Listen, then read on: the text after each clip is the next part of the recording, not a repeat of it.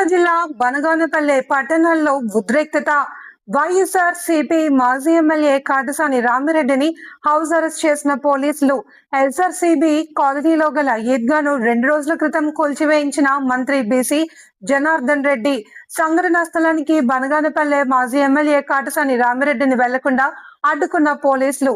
దీంతో బనగానపల్లె మాజీ ఎమ్మెల్యే కాటసాని రామిరెడ్డి నివాసం వద్ద ఉద్రిక్త పరిస్థితి నెలకొంది.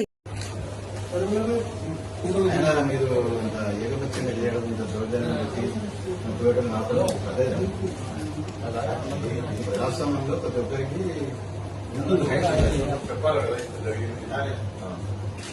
మా ప్రభుత్వం వస్తే మేము కట్టిస్తామని ఆయన కట్టిస్తానని చెప్పి వీడియో కాన్ఫరెన్స్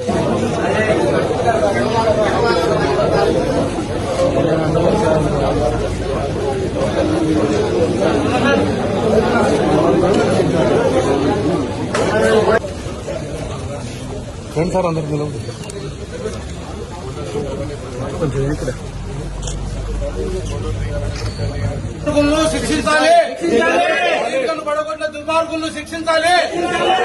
చోటే తిరిగి మళ్ళీ ఈద్గాను కట్టించాలి.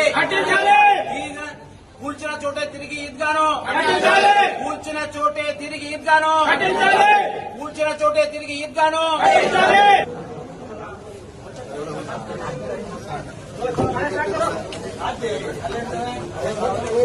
అలీ భాయ్